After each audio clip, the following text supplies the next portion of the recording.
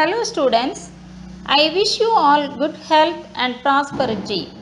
My dear children, we have passed nearly half of the academic year without attending school. It raises a great question mark in our education. Anyway, we have to just skip this obstacle and move forward to reach our destination.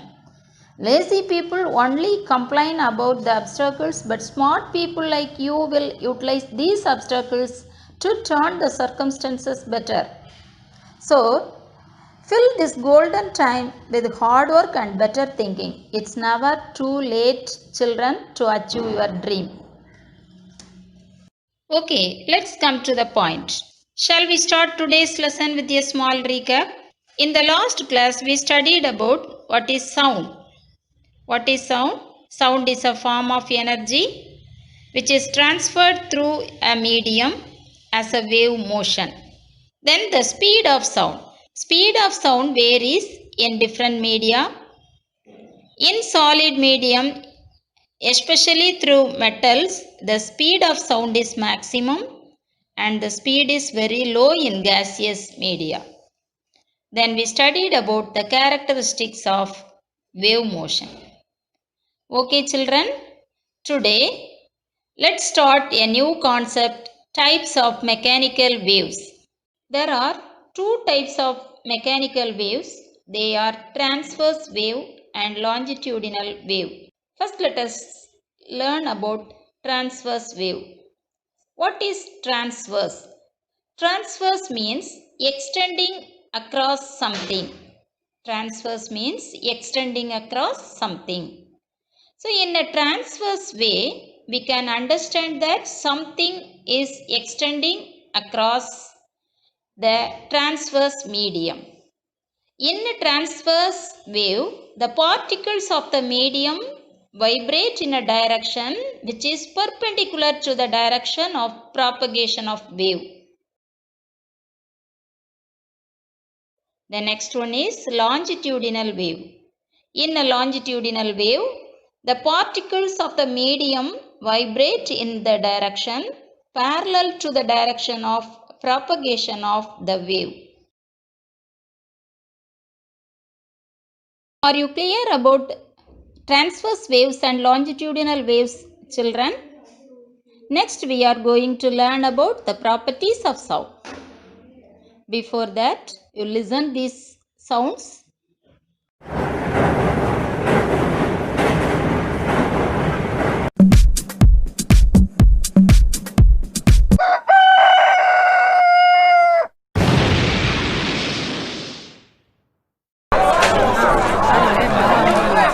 Are they same? Definitely not. They differ from each other in some properties. The properties that differentiate one kind of sound from another are loudness, pitch, and quality or timbre. We shall study about these properties now. Loudness is a characteristic of sound. It enables us to distinguish a feeble sound from a louder sound. Higher the amplitude, the sound will be louder.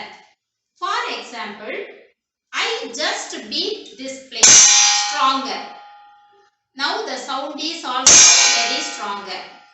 Now I am beating the plate very slowly. Now the sound is also very weak.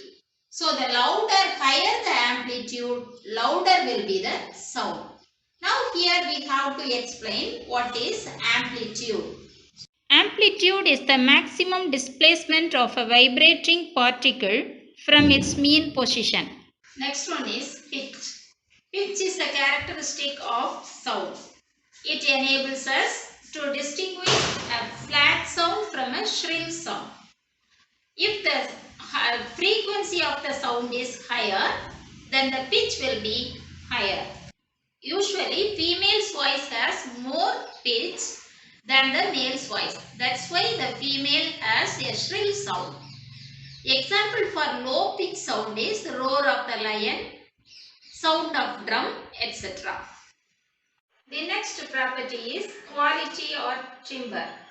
Quality or timbre is a characteristic of sound It enables us to distinguish two sounds that have the same pitch and amplitude. It enables us to distinguish two sounds that have the same pitch and amplitude. For example, in an orchestra, some of the musical instruments have the same pitch and loudness. That is the best example for this characteristic. Now we will learn about types of sound. Depending upon the type of frequency or based on the frequency, the audibility and range of sound vary. So depending upon that, the sound can be classified into three types. They are audible sound, infrasonic sound and ultrasonic sound. The first one is audible sound. The audible sound ranges between 20 Hz to 20,000 Hz. 20 Hz to 20,000 Hz. Below 20,000, the human beings cannot hear the sound. So this audible sound can be heard by human beings. The next one is infrasonic sound. Infrasonic sound ranges below 20 Hz. Below 20 Hz, this infrasonic sound is otherwise called as subsonic sound. This infrasonic sound cannot be heard by human beings as this is below 20 Hz. These sounds can be heard by dogs, dolphins, etc. The next one is ultrasonic sound. Ultrasonic sound ranges greater than 20,000 Hz frequency. So these frequencies, the human beings cannot hear this ultrasonic sound, but this sound can be heard by dogs, dolphins and birds. Now let us learn about the uses of ultrasonic sound. Ultrasonic sounds are used in various fields, especially in the medical application like sonogram. Then the sonar system is the next one in which the ultrasonic sound is used. So this sonar system is used to detect the depth of the sea and also to detect the enemy's submarine. Ultrasonic sounds are also used in dishwashers. Galton's whistle is one of the best applications of ultrasonic sounds. The Galton's whistle is used to train the dogs for investigation. This Galton's whistle, the sound ranges above 20,000 Hz. So this sound cannot be heard by human beings, but this sound can be heard by dogs. The sound can be classified into two types. They are noise and music. The musical sound are pleasing to the ear and make us happy. The sound that provides a pleasing sensation to the ear is called music. Music is produced by the regular patterns of vibrations. Musical instruments are categorized into four types as wind instruments, reed instruments, stringed instruments and percussion instruments. Wind instruments. In a wind instrument, the sound is produced by the vibration of air in a hollow tube. The frequency is varied by changing the length of the vibrating air column. Example for wind instruments: trumpet, flute, shanae and saxophone. Then reed instruments. A reed instrument contains a reed.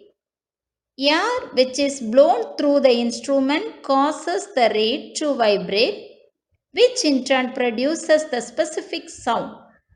Examples of reed instruments include harmonium and mouth organ.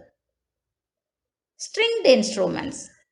Stringed instruments make use of a string or wire to produce vibrations and hence the specific sound. These instruments also have hollow boxes that amplify the sound that is produced. The frequency of sound is varied by varying the length of the vibrating wire. Example, violin, guitar, sitar, etc. The natural frequency at which an object vibrates depends upon the tension of the string, the linear density of the string, and the length of the string. Next one is percussion instruments. Percussion instruments produce a specific sound when they are struck, scraped, or clashed together. They are the oldest type of musical instruments. There is an amazing variety of percussion instruments all over the world. Percussion instruments like the drum and tabla consist of a leather membrane which is stretched across a hollow box called the resonator. When a membrane is hit, it starts vibrating and produces the sound. Children, I hope you would have enjoyed today's topic. You learned well this topic. Go through this topic in your text and learn well the concepts taught today.